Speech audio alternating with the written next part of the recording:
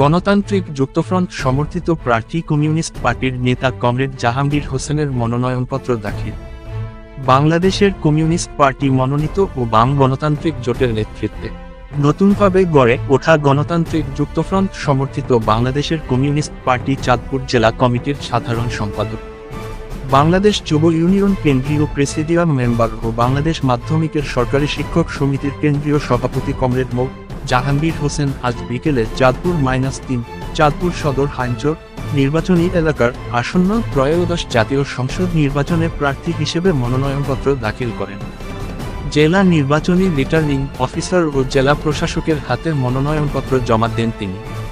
এ সময় অন্যান্যের মধ্যে উপস্থিত ছিলেন জেলা বাসদ সমন্বয়ক কমরেড দীপালি রানী দাস, জেলা কমিউনিস্ট পার্টির সদস্য কমরেড চন্দ্রশেখর মজুমদার ও জেলা কমিটির সদস্যতা শ্যামল চন্দ্র ঘোষ, কমিউনিস্ট পার্টির নেতা বীর মুক্তিযোদ্ধা সুনীল কৃষ্ণ মাঝি, কৃষক নেতা তাপস কুমার সাহা ও সুমন কৃষ্ণ মাঝি, জেলা যুব ইউনিয়নের অর্থ সম্পাদক কমল চন্দ্র দাস ও শহর যুব ইউনিয়নের সাধারণ সম্পাদক নূরে আলম নূর। মনোনয়নপত্র দাখিলের পর সাংবাদিকদের উদ্দেশ্যে কাস্তে মার্কার প্রার্থী কমরেড মো.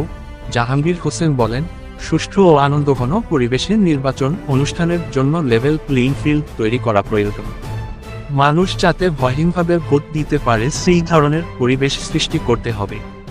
এবারের নির্বাচনের মাধ্যমে মেহননী মানুষের অর্থনৈতিক মুক্তি পথরেখা রচনা করতে বামপন্থী প্রার্থীদেরকে ভোট দেয়া অনিবার্য হয়ে পড়েছে। অন্যথায় ৭১ মুক্তিযুদ্ধের চেতনা ম্লান হবে। ফলে উগ্র সাম্প্রদায়িকতা ও বিজ্ঞান বিরোধী প্রতিকূল সমাজ দেখতে হবে, যা হবে নিতান্তই দুঃখজনক। চাঁদপুর -3 এলাকার সম্মানিত ভোটাররা দল ও ব্যক্তির যোগ্যতা ও সংগ্রাম দেখে ভোট দেবেন, এটাই কামনা। তিনি আরও বলেন, মানুষের মুক্তির পথ সমাজতন্ত্র, তাই শোষণমুক্ত সমাজ গঠন একান্তই প্রয়োজন। দেশের টেকসই অর্থনীতি বিনির্মাণের জন্য কৃষিভিত্তিক কল কারখানা গড়ে তুলতে হবে, এতে করে কর্মহীনদের কাজের ব্যবস্থা হবে।